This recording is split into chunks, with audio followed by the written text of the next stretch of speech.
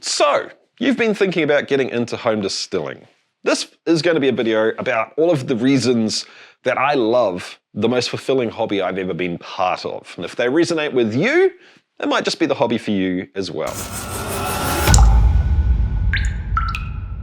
How's it going, chasers? I hope you're having a kick-ass week. I'm Jesse, this is Still It, and I have been YouTubing about distilling for 7 years now. In fact, the first video I ever made had this thumbnail and this title. And after 7 years, I think I can do a much better job at making this video. It's about time to refresh it. I've got a bunch of experience. I've made a bunch of things. I've fallen in love with this hobby, but probably more importantly, I've talked to a bunch of other distillers, both commercial and, hobbyists, and found out what makes them tick and why they love this hobby. Now, if you're one of those people that is already distilling, feel free to jump in the comments and add extra points that you think I miss, or embellish on something that you think I glossed over. But before I get into the first point, we need to talk about the giant elephant in the room, the reason why maybe you shouldn't get into home distilling. And I'm going to assume if you're watching this video, you're a grown-ass adult that can make your own damn decisions.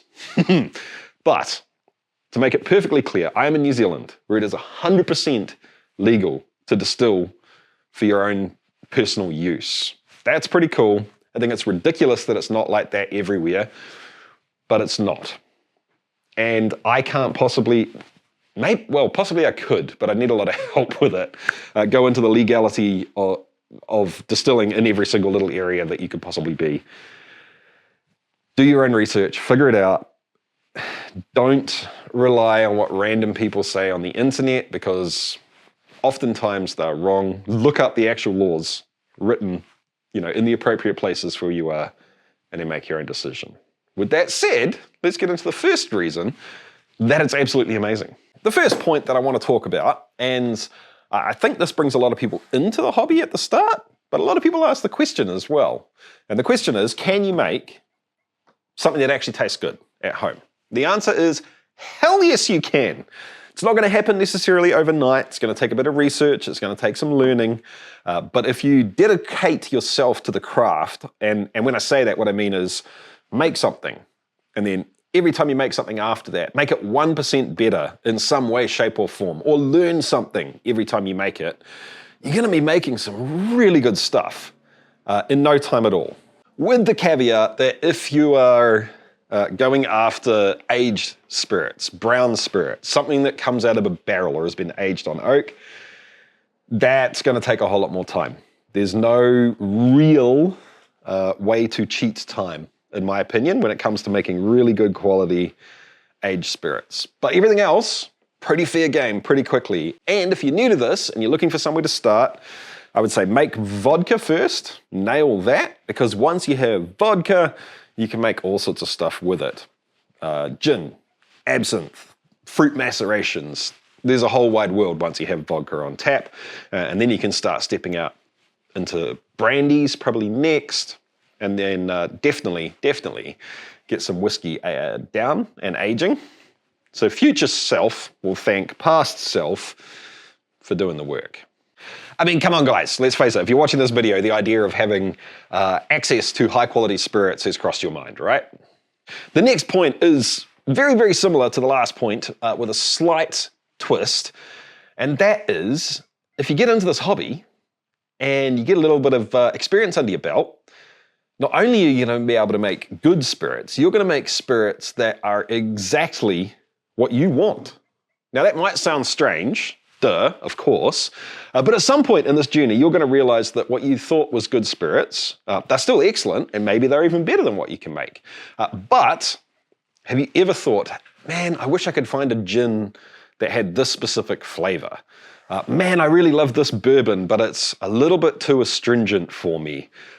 Dude, I love the idea of absinthe, but man, in my area, it is impossible to find real absinthe. If you've ever thought those things, then this might be the hobby for you, because you can focus your efforts and ability to learn, gather up tools, like mental tools and physical tools, to be able to make exactly what you want to drink, and then do it. That is really, really cool. It's one of my favorite parts of the hobby. And I don't mean this to be demeaning, I mean this to be encouraging. But if you haven't done a bunch of research into distilling, at least, you probably don't quite know how cool that is. The more you learn, the more you realize you've got more levers that you can push and pull in terms of flavors. The more you really start to understand what flavors you do like and don't like in spirits. Before it was just, I prefer this one over that one. Now you actually know what the difference between the two is, and you can focus on making more of that. That's exciting. So I hope you're thinking at this point in time, that sounds really cool, but how expensive is it? Is it actually cheaper to make your own stuff? Like, what about the equipment? That's going to be really expensive, right? And the answer is no. It can be dirt cheap. It can also be really expensive. It's one of those hobbies where you can get into the hobby for like a couple of $100. Like, buy an air still, scavenge some buckets, and you're pretty much up and running. Or you can, like me, keep gathering and collecting and amassing equipment, and then the sky's the limit on how much do you want to spend. So, maybe weigh up what kind of person you are and decide how you want to factor in gear costs. I flip-flop between the two. Sometimes I think, man, this is the most expensive whiskey I've ever drank, because I think about all of the, every equipment purchase I've ever made going into that bottle. And then sometimes I think, yeah, but that's my hobby money. I just enjoy having equipment. That's separate from this bottle of whiskey. It only costs what the ingredients were. Depends how you want to look at it. You can spend almost no money on a real basic sugar wash.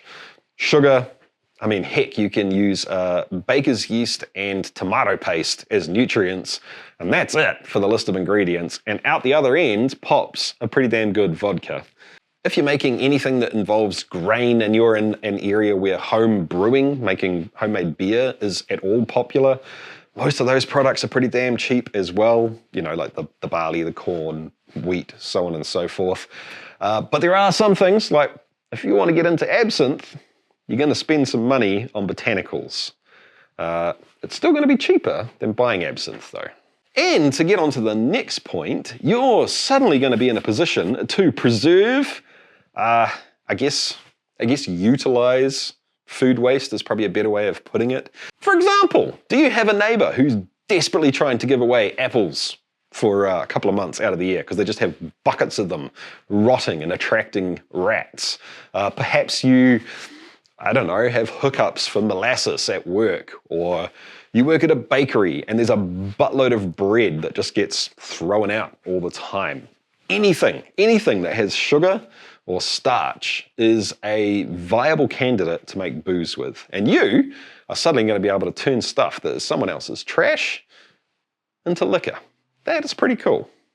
So this next point may not be the most important point in your decision about whether or not to get into the hobby, but it was the most important thing for me deciding to remake this video. And it's because my mind has completely changed on this over the last 7 years. I'm going to illustrate this point by asking you a simple question. Do you think distillation is science or art? And I got to tell you, when I first started, I was 100% in the science category. I thought it was all science. And now I've decided it's both. Completely and utterly, it is both. Inextricably, if you're going to be good at distilling, you have to be an artist and a scientist. And there's not a lot of hobbies out there that embody this idea quite so well and force you out of your comfort zone quite so alluringly. What do I mean by that? Well, when you first get into distilling, you're going to have to learn a bunch of science. And you can learn it as science if that's what you're into, or you can disguise the science and call it recipes or procedures or whatever you want to. But you have to learn that base level of science to be able to perform the art of distilling. But every time you level one up, there's another level above it on the other. So once you learn a new little bit of science, you can figure out how to use that in the art. Once you perfect the art, you're going to go looking for more ways to change the product or enhance the product or augment the products that you're making so you can get better at the art. Once you learn the science of mashing or the process of mashing, whatever you want to call it, Now you're suddenly able to look at any ingredient you want. Like you go into a supermarket and it feels like the world is your oyster. You can use damn near anything in the supermarket to put into booze. The art is deciding what to use. Another example, cuts. It's probably a pretty damn good idea to at least learn some of the science, whether or not you call it science, but figure out what's happening in the still so you can actually make cuts. And for some things like vodka, it's pretty black or white. You either keep it or you don't. It's either delicious or it turns to crap real quick. But for other things like rum, for example, there is a really big art in tweaking products one way or the other by the decisions you make of what you're going to keep in cuts. One's not good, one's not bad. They're just different. What's your preference? What are you aiming for? What is your goal? That's the art. Moving on to a strongly linked, but I think distinctly separate point, which is just pure fun factor. Distilling is going to make you feel like an alchemist in 3, for me, special ways. Number 1, when you mash. There's something crazy about throwing a bunch of stuff into hot liquid, letting it sit, and basically changing it into something completely different. You take starches in, big long sugar molecules, and out pop little teeny tiny sugar molecules that the yeast can then take and ferment. You just took starch and turned it into alcohol. That is pretty freaking cool. Really cool. The second time this happens is when you're standing at the still, assessing spirit as it's coming off the still, especially in pot distillation, and you get flavors that you know are in the fermenter being broken and fragmented apart, and suddenly you thought you knew what mint tasted like, but now you're kind of tasting mint in 3 different parts over an hour and a half. And you never really thought of mint like that before. But then you put those 3 parts together and it turns back into mint again. That's pretty cool. But what if that doesn't happen? What if you put mint in one end and it comes out tasting like something totally different on the other end? That's pretty crazy as well. You feel like an alchemist there. And the third time is when you age products. There's something about aging spirits in wood that is so much greater than the sum of its parts. And seeing or tasting something evolve over 6 months, a year, 2 years, 3 years in a barrel or sitting in glass with oak, that's alchemy. Perhaps at this point in time you're saying, Jesse, that sounds like fun, but you know what? It sounds hard because I'm not very good at whatever it happens to be that you're worried about. I'm here to tell you that this is potentially one of the most diverse hobby groups I've ever been part of in terms of what people are good at, what skills they bring to the table, what they do for a day job, how they feed their families, what skills they have. And I think it's because it's such a wide-ranging hobby. It's going to demand a lot of you in a lot of different ways. But you're going to be good at something. I almost guarantee it. There's going to be something that you're good at that will apply to distilling. And of course, some of that sounds really obvious, right? Like if you've made beer before, cool. You understand mashing and you understand fermentation. You've got the first part sorted. That sounds obvious, obviously, but what if you're an engineer? Cool. Turns out you're going to need a still, and I guarantee you, you're going to be able to breeze through the art of making your own still once you do a bit of research on what a still should do and how it should be constructed.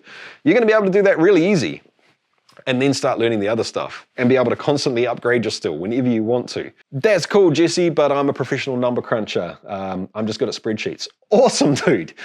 Awesome. You're going to be able to track variables going in and results coming out. You're going to be able to do cool stuff with your inventory. I wish that I did that, and I also wish that I was much better at tracking, assessing, and like data collection on, especially on aging products, what went into them at the beginning, what comes out of them at the end. Honestly, team, whatever you're good at, anything you're good at is going to be helpful for distilling. Another related but distinct point, whatever it is that you get your geek boner from, distilling is going to offer you that as well. And I say it's distinct because, let's face it, often the things we're good at used to be things we love, and now, we do them all day, every day to pay the mortgage and feed the kids. and you get home at night and you don't want to do that anymore and you want release, you want to be able to do something else. Whatever that is that you're into, distilling is going to be able to most likely give you that as well. It is, once again, for exactly the same reasons, it's such a wide, varying hobby. Some people love the art of finding weird, wacky, different ingredients and then deciding how to incorporate them into spirits. Some people love tinkering, collecting, upgrading equipment. Trust me, you're going to be able to do that. I think you get the idea. There's just so many different ways that you can put time into distilling over and above what it actually requires to really satisfy that geek boner. Distilling is also a really interesting way to connect to something bigger than yourself. And that runs the risk of me making this sound like a religion or a cult. Not what I mean at all. I mean in two distinctly opposite ways. One is, some people find really deep satisfaction by connecting to their past, someone else's past, and creating things in a way that is historically accurate. I tend to find a lot more satisfaction by going in the complete opposite direction and doing things that no one else has done before. Now, both of these are kind of lies, right? When I made the 1700s absinthe, I did it with electricity. Kind of a lie. Anything that you do, I'm kind of a firm believer of there's nothing really new under the sun. All you've done is taken someone else's thing and tweaked it. But at the same time, I'm making a recipe that came from the 1700s, and I made Demerara and Tootsie Roll rum, which is freaking delicious. And both of those things are really cool. I love doing this. That's my default, what I enjoy going to. But I'm finding satisfaction in interesting ways going back the other way as well. The pirate rum and the 1700s absinthe are the two that really stick out to me. So, whichever way you lean, you can push it one way or the other, and you might just surprise yourself by, switch hitting. I'm going to go out on a limb here and assume that a very high percentage of the people watching this video really enjoy, they care about a certain spirit or group of spirits, or dang, all spirits, more than the average person. That's probably why you're here, right? Like, there's something about single malt that you just really enjoy. There's something about gin or brandy or whatever it happens to be that you find attractive. I think it's human nature to value something valuable even more when you understand the blood, sweat, and tears that goes into making it. When you understand how freaking tricky it is to nail that thing of value, you value it more than the average person. And I think that is 100% true with distilling. For example, think about who does the cooking in someone's house, and think about who enjoys going out to a restaurant or getting a meal cooked by someone else more than everyone in the house. It's almost always the person that does all the cooking, or the person that understands cooking the most. Think about the favorite sport that you're into when you watch it with muggles that have no idea how that sports ball is played. And they're like, yeah, that was fun. And you're like, dude, but didn't you see that thing that guy did? They're like, yeah, that was cool. And you're like, no, dude, that was the most amazing thing that's ever happened in the history of sports ball. And everyone else is like, yeah, kinda. It's a great way. Learning how to distill the product you love is a great way to appreciate it more, to understand the nuances of that product more, to figure out exactly what your preferences are for that spirit that you love, even more specifically, which is going to make you love it more.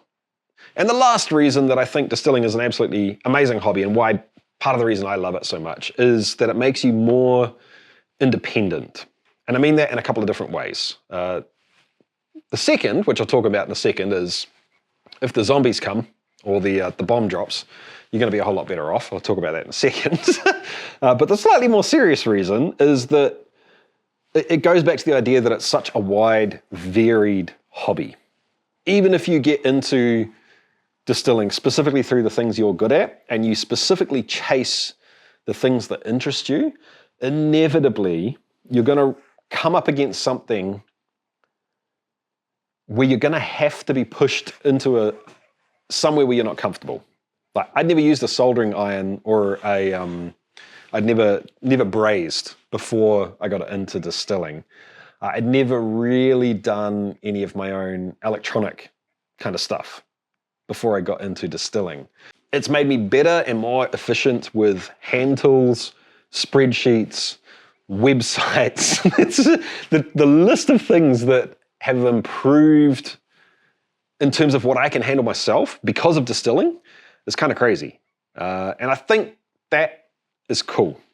If I had to sum up the distilling community with one thing that kind of binds everyone together, I think we're kind of skill gatherers. We enjoy the hunt of, fuck, I don't know how to do this. God damn it, this is really hard. Oh shit, this isn't going the way it's supposed. Oh, I did it. And I feel really good about that now. And then you chase that high again. I think that's why distilling's a great thing. And I wasn't entirely joking about the zombies either. Like, there is something pretty cool about being able to ferment alcohol and then distill it yourself. It's great as a sanitation product for cleaning things, for cleaning cuts out. It is flammable. You can burn the stuff for fuel, for heat, for cooking, for Molotov cocktails if you need to throw them at the zombies. And it's great for barter, for trade. Not everyone else is going to be able to do this. And let's face it, if things go pear-shaped, I'm going to want to be able to alter my mental state from time to time. So hopefully I've done a good job of convincing you that this is a good hobby to get into. What now? First thing I would suggest you do is have a think about what kind of product you want to make. Think about those spirits that interest you, and that is the, pick one or two things and get on that level, because it is a big world with a whole lot of learning. The more you can narrow it down, the better. And then do a quick Google. What I want you to Google is the name of the spirit that you want to make, and then is it pot distilled or reflux distilled? You're trying to figure out which of the two it is, because that's the kind of still you're going to want to buy to begin with. If all the spirits you want to make are pot distilled spirits, buy or build a pot still. If they're all reflux style spirits, buy or build a reflux still. And if it turns out that the two spirits that you really want to make are 1 foot in each camp, let's say you want to make gin, which is made from vodka, you really need reflux to make vodka, and single malt, you could reflux it if you wanted to, but really you're going to want to pot still it. Then you're going to need a hybrid still. Next up, do a bunch of research, watch videos, read articles on the safety side of distilling. That's the first thing that I think you should really get stuck in terms of research, because after that, you can just get stuck in making recipes, and if it doesn't work out that great, who cares? You make it better next time, right? As long as you're safe. What recipes to start with? Well, I would suggest on this channel here, have a look at the safety net recipes if you're into anything grain-based. That's a pretty easy way to get started. Any of the vodka recipes on this channel are pretty damn easy. And the other thing I would say is gin. Gin is probably the fastest you can impress your buddies with high-quality spirits that you make yourself. All right, team, this has been an absolute blast. I gotta run. I hope this was better than the first video I ever made. Otherwise, what the hell have I been doing for 7 years? I'll catch you next time, guys. Keep chasing the craft. See ya.